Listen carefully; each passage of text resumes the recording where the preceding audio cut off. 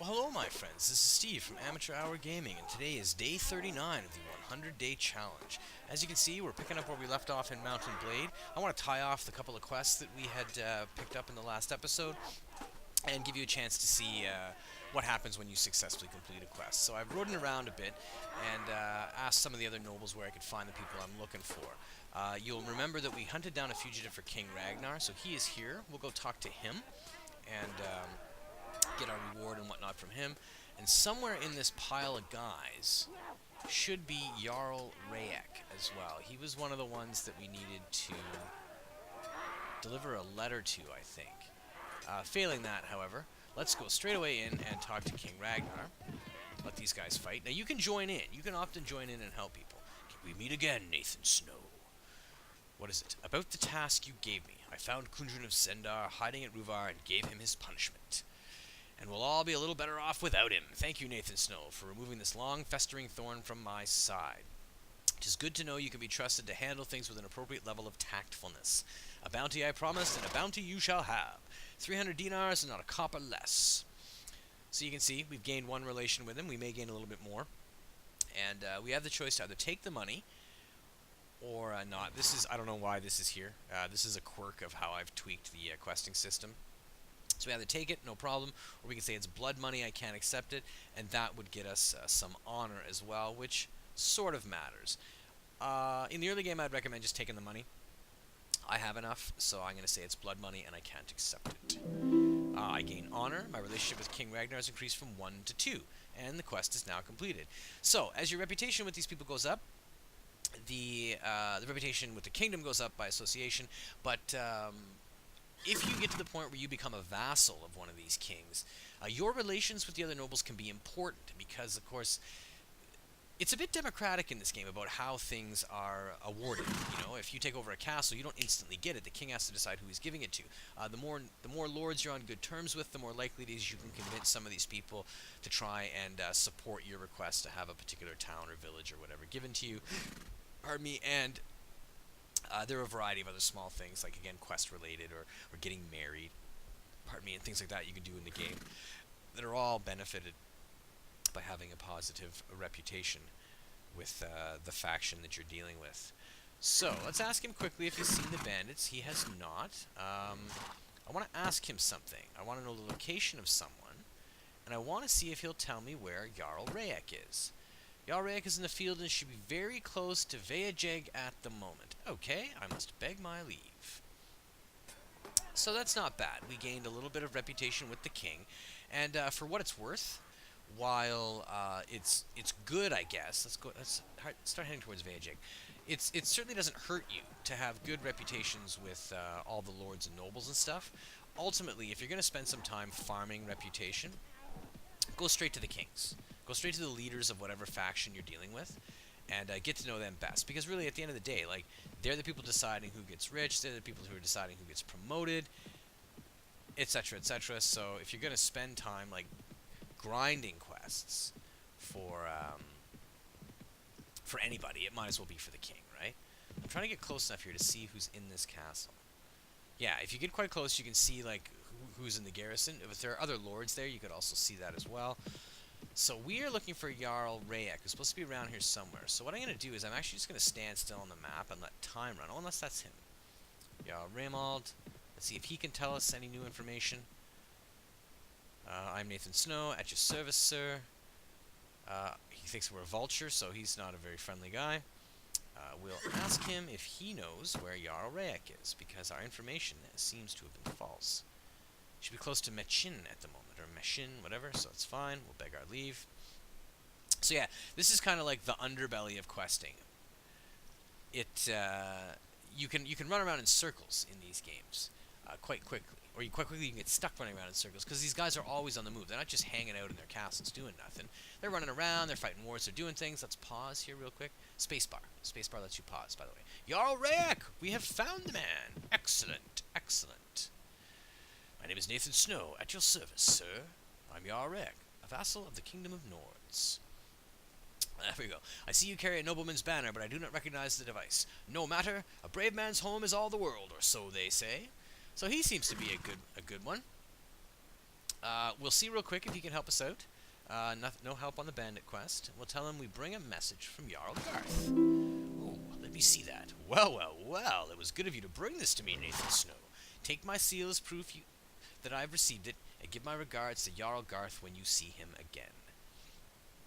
Now, however, that quest is now completed. A delivery, a message quest, you don't have to go back and talk to the original guy that gave it to you. We did have to go back to the king to collect our money, and if you do the collecting taxes quest, you have to do that as well. You have to go back to the original person and give them their taxes before they give you their cut, or you could steal it all if that's the kind of character you want to be. But in this case, quest completed. We are going to consider that job done. Oh, track down bandits failed. I guess we only had a limited amount of time to do that quest. So you can see in the red text down there, it'll notify you when you have failed a quest as well, which is not awesome, but I'm surprised. Normally they give you more time. Now, some of these quests are simple, like he'd asked us to hunt bandits. If we had started to do that right away, we probably would have found them lurking somewhere around Sargoth, which is in the upper corner of the screen there. But we could have procrastinated a little bit and they wandered around, so let's go see if the king has any more work for us to do. See if we can run another quest. Make nice with him. Do you have any tasks for me? Raise troops, deliver a message. Yeah, let's do collecting taxes. I want to just sort of show you how this works. I'm the lord of the town of Sargoth. However, it's been months since Sargoth has delivered its taxes and rents due to me as its rightful lord. Apparently, the population there has grown unruly lately, and I need someone to go there and remind them of their obligations, and to persuade them if they won't listen. If you go there and raise the taxes they owe me, I will grant you 1/5 of everything you collect. We're going to agree to that. We get a little reputation boost straight away, and we'll get more once we've done it. Now this is fairly interesting. So as you can see, once all this white text clears away, down here I'm highlighting the option that says collect taxes due to King Ragnar. We're going to start doing that right away. So as the party member with the highest trade skill, which is 1, you expect the collecting taxes from here will take 3 days. So let's do that. So time's going to pass on the map while this is happening. And you see this scrolling white text denoting how much money that we're collecting. This is actually going to be a pretty good one. If you're going to do a tax collection quest, try to do it from a powerful noble, because they have very rich towns, and of course you'll get more money in the end. The people of Sargoth are outraged at your demands and decry it as nothing more than extortion. They're getting very restless, and they may react badly if you keep pressing them. Oh, decision time. Agree to reduce your collection by half. King Ragnar may be upset, or ignore them and continue. We're going to ignore them and continue, peasants. But yeah, we're getting a pile of money through here. If you were to, say, go to a little village on behalf of a very, low-level noble, you'd probably collect about $500-600, maybe 1,000. And you'd have to give most of that back to him. A big town like this, I mean, just look at it. You can hear the chains while I'm talking. Coins clinking. So we're going to come out of this very rich.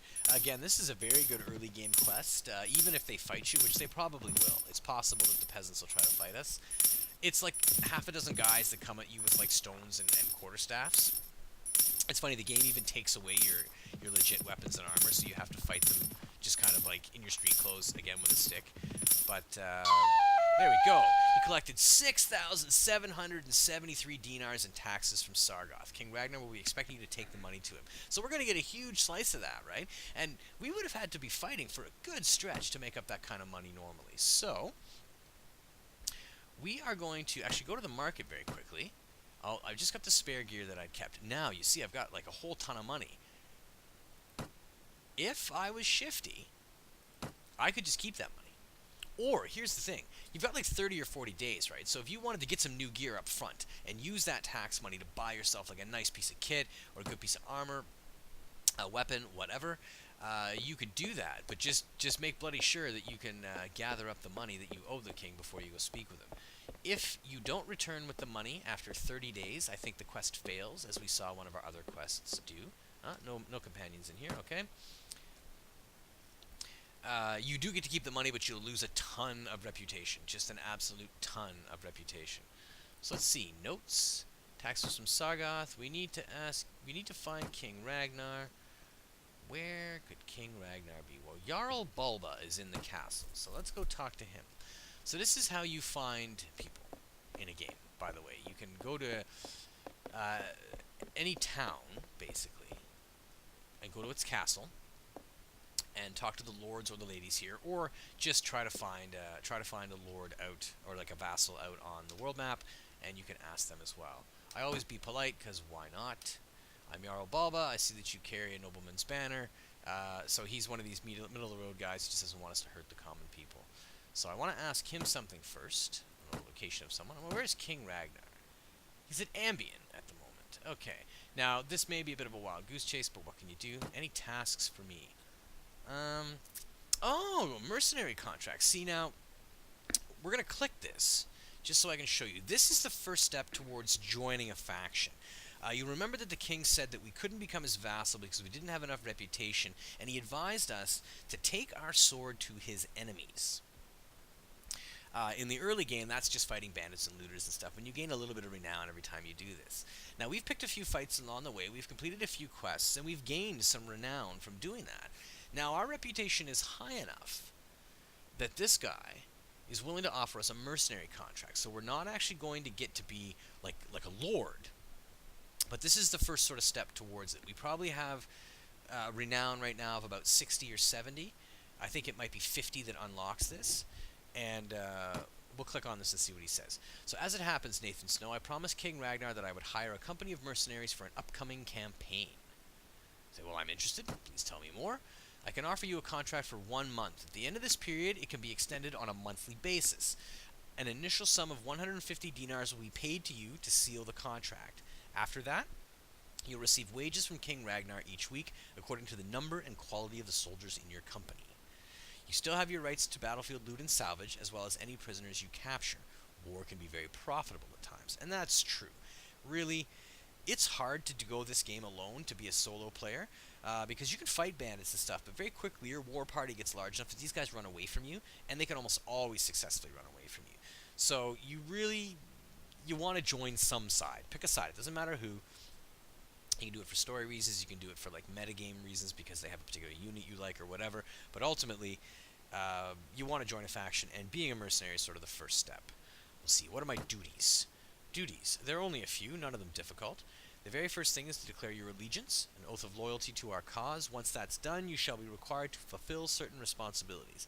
You'll participate in military campaigns, fulfill any duties given to you by your commanders, and most of all, you shall attack the enemies of our kingdom wherever you might find them.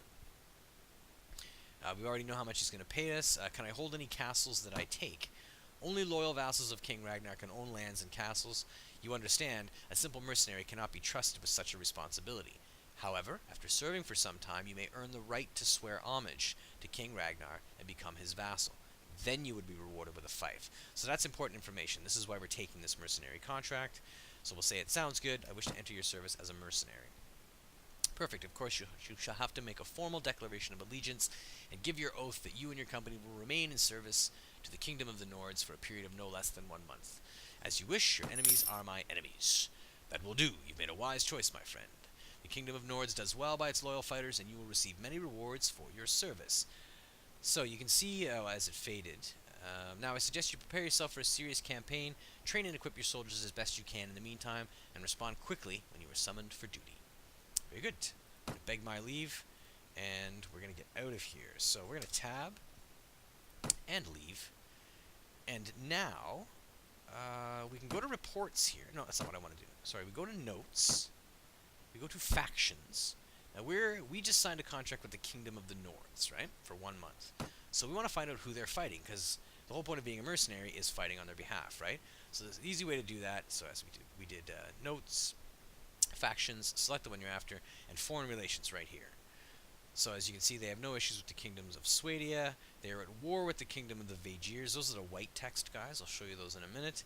And no outstanding issues with the other 3 kingdoms. So if we want to go pick any fights, we can certainly do that with the kingdom of the Vaegirs, and we'll gain a bit of reputation, some loot, we'll gain experience, etc., and we'll be fulfilling our mercenary contract. Spoiler, you don't actually have to do anything. You can just take the money and let the month go by, and you could actually continue to re-sign as a mercenary and kind of run around doing whatever you want in the map and get a little bit of money along the way. I don't know how long that lasts, but I did it from time to time, now and again, as just a way to make some cheap money. You can only be a mercenary for one group at a time, of course, but if you're looking to kind of make a little bit of pocket money early on in the game, it's a sneaky way to do it. There aren't a lot of ways to exploit this game, actually, which I would say is good. Jarl Harald's party, 71, okay. But there are a few, if you know where the cracks are. Namely, in terms of money, just the two that we've done. The collecting taxes one. I mean, look, I'm still running around with a pile of money. I could be spending this left, right, and center. But I'd rather do the honorable thing and give it to the Jarl. Looters. Of course, this guy could be anywhere by now. So what I will probably do is I will pause the video here for a second. I'll run around and find the king. We'll give him his money. We'll see how much money we get back. Maybe we'll pick a fight with a Vaegir noble or something, and we'll call that our experience of Mountain Blade. So, oh, actually, I don't even need to pause. Here we go. Jarl Raymold. Oh, don't run away. Can we catch him up? There we go. Very good. We meet again, Nathan Snow. Excellent. I want to ask you something. Below the location of King Ragnar. In the field, and it's pretty close to Jaek at the moment. See, so that's the downside of questing, is you often have to, like, run around like a fool. Where is Jaek? Ah, there's Jaek. So he's actually gone north, eh? Okay. So we will scurry along. Lickety-split, high speed on the map. Now we got to be careful, because now that we are a mercenary for these people, these Vaegirs, like this is a Boyar Belgaru? A Boyar? Okay. Kingdom of Vaegirs, right? So he's got 61 guys. You notice the text over him is now red. He is aggressive to us. And he will try to catch us and kill us, no doubt. Although he seems to be more interested in the looters at the moment. And with only 26 guys... Oh yeah, there we go. Now, however, see how this guy's got 73 dudes? We might be able to coast along. Yeah, we didn't find the king, eh? Well, actually, let's talk to him anyways and see if he can give us some updated information. No! There we go. Okay, so look. So here's what's going on, right? So you got a bunch of these guys that are all fighting, right? So you got Jarl Farron and Jarl Raymold are fighting these, like, 45 guys from the Belarus. Now, we can actually click into this, and because we have a contract with the Nords, we can move in and help them. This is a great way to get into big fights in the early game, because, like, I've only got 26 guys. Total, we have 170 troops fit for battle. And even better, you can pretty much command those troops. I believe, unless I'm wrong, that they will allow you to control all of the AI troops. We'll see what happens, but I think that despite the fact that, you know, you're relatively speaking, you're nobody, you see, they actually, well, they didn't all listen. The other guy's troops did not listen to me. So we can see off in the distance there the incoming Vaegirs. So actually, I am going to do my best to set my archers up on this hill. And I'm going to put my own infantry, just mix them down in there with this guy's infantry. And to be honest, we're going to be a little bit cheaty-faced here. We're going to let some of his guys take a bit of a beating.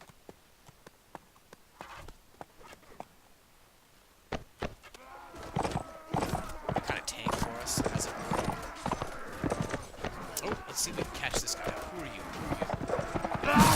Oh, God, 11 damage. This guy's not fooling around. Don't you attack my archers, you stooge. It's probably somebody important, judging by his warhorse. Call him his arms. I'm having trouble hitting him. I am definitely an enemy. Let's see, okay. So I get some. Let's see, where's this guy? This guy right here. Hit him.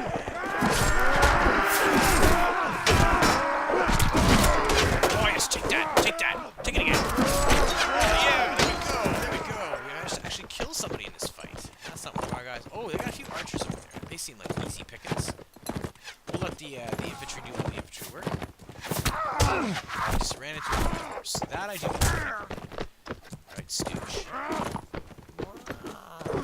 There we go. We got him. Can we finish this guy off? Can we finish him off? Nice. Oh no, my horse just ran him over.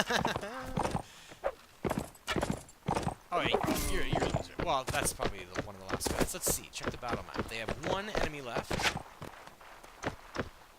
And I imagine that all these guys should be able to basically run him down. But, in the interest of doing something, while we wait for that to happen, let's chase him down. Can I do it? Can I get him? Can I get him? Yes! Last blow goes to Nathan Snow. Mercenary extraordinary. Battle 1. Nice. So no casualties from my guys, because we did a good job. We let the other guys, our allies, tank for us. They took all the all the hate for us. Thanks for your help, stranger. We haven't met properly yet, have we? What is your name? My name is Nathan Snow. Well met, Nathan Snow. I am Jarl Farn. Thank you for your help, and I hope we meet again. Oh, boy, Belgaroo! We get to take this guy prisoner. This is awesome. This is awesome. You want to try and capture vassals whenever you can, especially in the early game, because you can ransom these guys after. You're going to get a ton of money for this guy if we sit on him long enough. And you can see we have a couple of interesting options here. Captured enemies. Now, anytime you wound an enemy instead of killing him, you have the option of taking them prisoner. You can see I can take up to 20 prisoners at the moment. I'm going to capture him, and we're going to sell him to the ransom broker that we spoke to earlier. We can also hire prisoners that the enemies was carrying around. So that could be a great way to recruit troops quickly. So I'm going to take a minute here and upgrade some of my guys. Let's put all my footmen up to trained footmen, all my huntsmen up to archers. My recruits, I got 11. Let's see, we got 8 footmen, 7 archers. So we now have 8 archers, and we'll go 1, 2, 3, 4, 5, 1, 2, 3, 4, 5. I'm just balancing it out for the sake of doing it for now.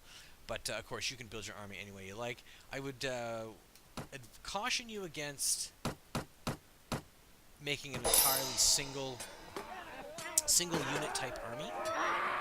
Yes, God, we're looking for the king. We're looking for the king because we have to give him his money, right? Any of you guys know where the king is?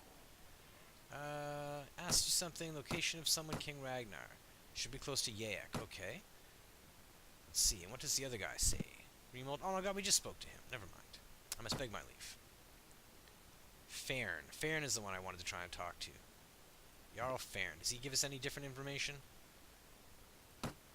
Oh no, I don't want to do that. May I suggest a course of action? The higher your reputation, the more likely it is you can get guys to come help you do things. And that's important.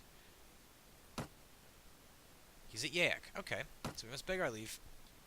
That's fine. We are going to try, then, and find this elusive king. He's running around with like 200 guys. I mean, it's got to be obvious what he's doing. Although we may end up finding him at Werecheg or similar. But I really just want to, like, cash in my quest. Oh, there's another guy. 55 dudes. I don't really want to take him on myself. Although, however, if you do, especially if you're outnumbered, and if I could succeed in beating this guy, for example, outnumbered as I am.